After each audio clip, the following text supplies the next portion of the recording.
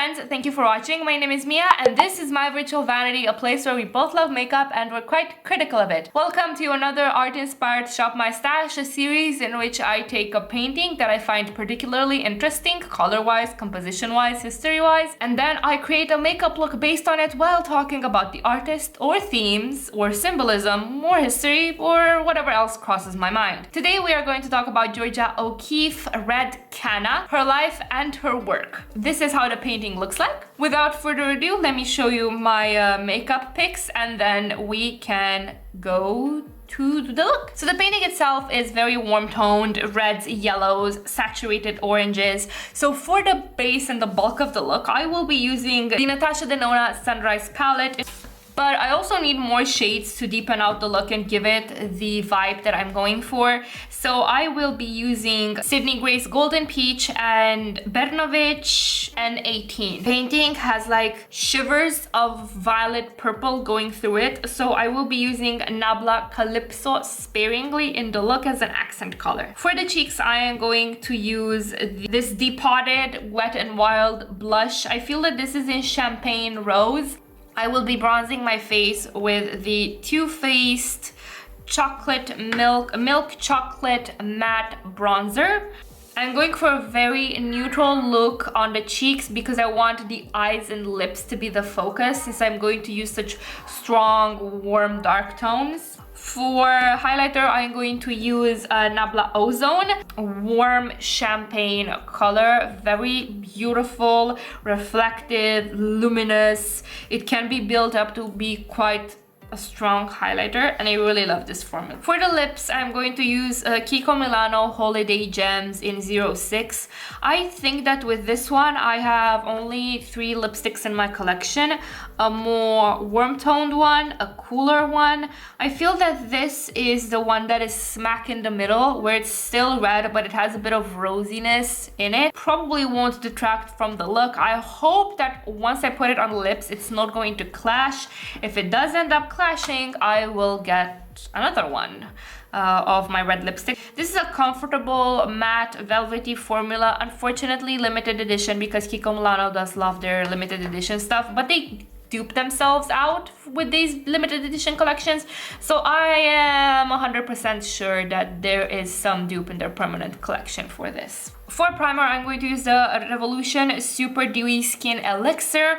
I've not used this in a while. I remember really enjoying it. When I got it, it made my skin feel plump and dewy but not overly greasy. It played well with whatever I used on it, so I'm really keen on seeing what else this can do. Concealer and foundation, I'm going to use the Catrice True Skin line. The foundation is in 010 Cool Cashmere. The concealer is in 002 Neutral Ivory. I'm going to add a bit of liner and there is no better liner than the Essence Liquid Ink. Listen, I kept trying different liners. I keep coming back to Essence liners. You know how some people are obsessed with Essence mascaras? I absolutely fucking hate those, but I do love their liners. They're just unbeatable. For mascara, I'm going to use the Marc Jacobs. I have absolutely no idea which mascara this is. I will put the names and links and codes if I have any down below, so you can find out down below what this mascara is. A friend decluttered this to me because she could sense that it's heavily fragranced. Like the moment she opened the tube and she was like, you know what, I'm not putting this anywhere near my eyes. I don't have a fragrance sensitivity, so I don't give a damn. I really like this. It's volumizing, it's lengthening, it's really black, doesn't smudge, doesn't flake. Will I repurchase? I don't necessarily know, because I really do think the Kiko Extra Sculpt does as good of a job at a lower price point, but as a variation, I've been really enjoying it and the packaging is really cool. Okay, these have been my makeup picks for a makeup look inspired by Red Canna by Georgia O'Keeffe. Without further ado, let's get started.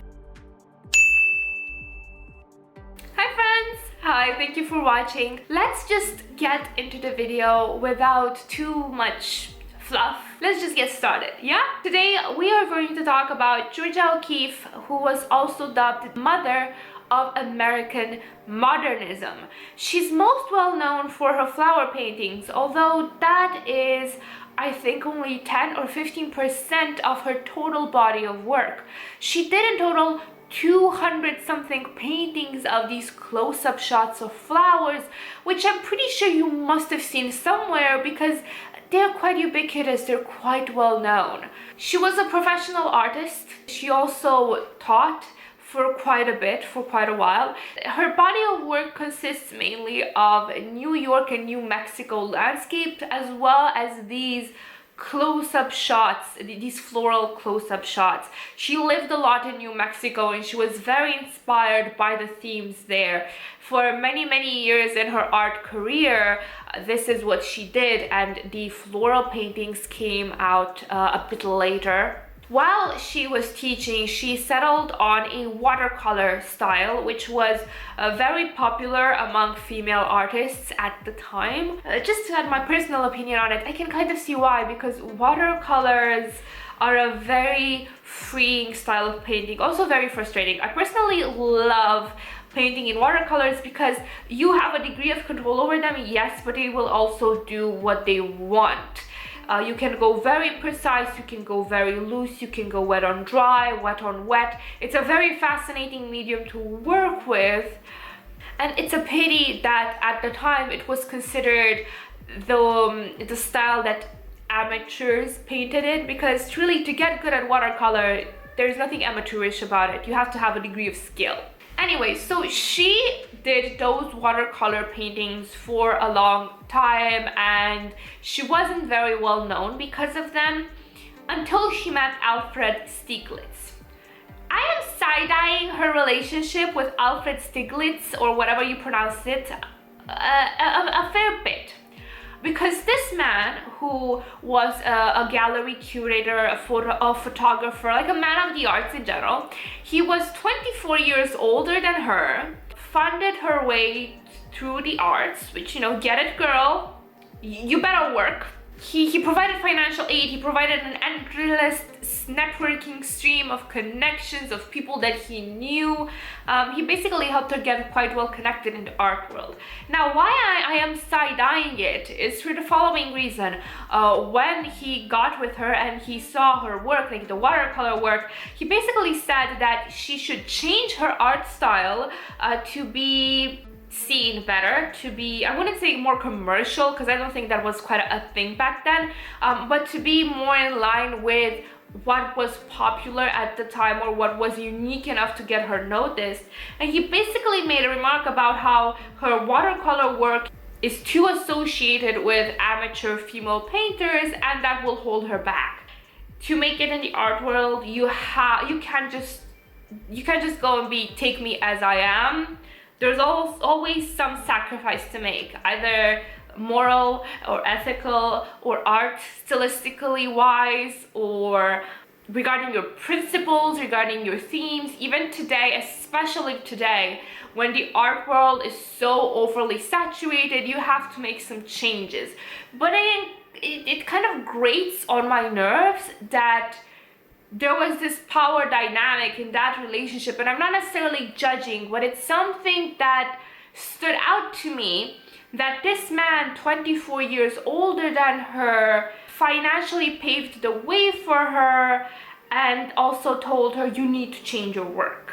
Like, I don't know, man, it's just the age gap skeeves me, and I think that colors the way that I see things and makes me biased, because just age gaps that wide, ugh. She experimented for a bit, right? And she was very inspired by Precisionism, which is a Native American art style of modern art. She was also very inspired by close-up macro photography, Paul Strand, close cropping, modernism in general.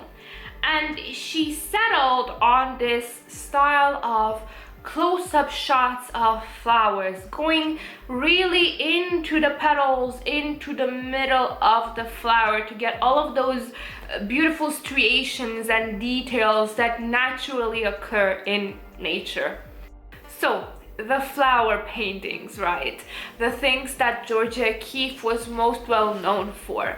there's a bit of controversy regarding how they are interpreted, because for the longest time they were seen as feminist paintings because they look like a certain part of a woman's body. If you know, you know. If you don't know, you may be too young to be on this channel. However, apparently that was a rumor started by Stieglitz himself when he saw that her work was getting traction and that the feminist movement was getting traction as well.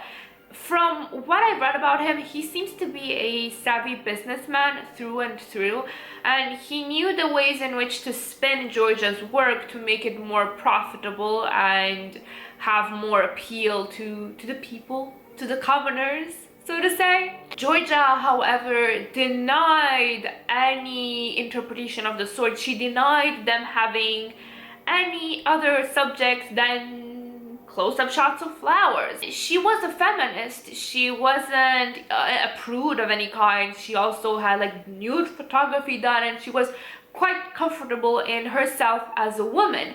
So I don't think that this comes from some sort of internalized misogyny. I think the fact that so many people interpret her paintings as paintings of a coochie comes from a syndrome of, you know how in English class the professor says the curtains were blue because the author was trying to express his deep sadness at the state of the world, and the author actually just wanted the curtains to be blue. I think it's a syndrome of that, in a sense, where once put out in the world, the art is no longer just yours, and it morphs into something else based on popular interpretation. In that way, there's two creators of the art, right? The artist, in that case Georgia O'Keeffe, and then the public who adds layers of meaning to it that she may not have intended. I can understand the frustration that she must have felt to see her work get swept by from under her, to see the things that she created, and she kept saying these are just flowers, but people would not listen to her. She also asked a friend of hers to write some articles, do some counter gossip, to convince people that those were, by God, macro shots of flowers, but it wasn't effective at all. The narrative that this woman artist is painting stealthy coochies is much more interesting than paintings of flowers. And even so, the way that she painted them, so the close-up shots, made her stand out a lot in that current art world, because it was something new, it was something not seen before. Flower paintings usually were, you know, flowers in vases, still lifes, that kind of thing. So she really stood out both from other female painters, which were few, and from the male painters in her time, because at the time, the art world was still very much a boys' club. And if you're interested in why that is, I also have a video on another art-inspired shop my section, which I talk about the suspicious lack of female painters. Spoiler alert, it's because of systematic oppression and misogyny. And you know, the misogyny can also be seen a bit in how people were talking about her art, and that is an element of why she was so bothered by that interpretation, because most critics were male. And the way that they would talk about this sexual interpretation of her art was icky to her. And the language used was very objectifying, again, icky. So even if the interpretation could be argued to be as feminist, in the end, this feminist body of work ended up being objectified and exploited by male critics who reduced it to, look, it's a coochie. Also, I love the word coochie. I think it's one of the best words people have come out with for that part down there in the last 20 years. It's cute, it doesn't sound gross, it's a nice euphemism. I like it, I really do. So whoever came up with this word, I hope you end up in heaven and angels massage your feet. She created about 200 of these flower paintings. In total, her body of work is 2,000 paintings. However, at a certain point, her work took another turn because Stieglitz cheated on her, which I could have seen coming because of the age gap and because of kind of the commercial way he treated her. But again, I'm talking shit. I should not be judging the relationship of people long dead. My bad. And when he cheated on her and there were other problems in her life, she kind of had a nervous breakdown. She retreated a bit. She started again with the New Mexico paintings. So yeah, in the end, I think this is a very fascinating story about how you may create one thing as a writer, as a painter, as a content creator even, but it can never stand alone in a void. You cannot create art in a void. It will always get perceived by your audience. If that audience is the people that look at your paintings in galleries, if that audience is the people that read your books and reinterpret it in 1,000 different ways through their own perspective, if that audience is who watches you on YouTube.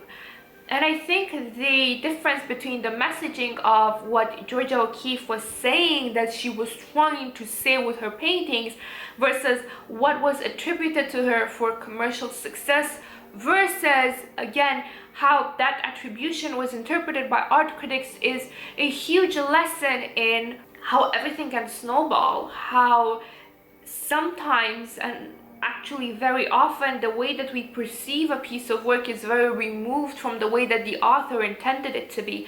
Sometimes for the better, like the Twilight Renaissance, and sometimes for the worst. Truth is, art, once you put it out in the world, once you made it public, it's no longer just yours. And by having a thing that is no longer yours, you lose control over it. And we can psychoanalyze, look in depth to see how people interpret things, to tell us a lot about ourselves and our society by taking a piece of artwork and analyzing what you personally read into it, or what you want to read into it, what interpretation of it is most favorable to you. You can identify a lot of your conscious or unconscious biases, who you are as a person, what you prize morally, ethically, materially even. So it's very fascinating, and I think you can actually use this way of looking at things as a bit of a shadow work of self-analytical work, because it's not a conscious thing what a piece of artwork evokes in you. Anyway, I've babbled too much.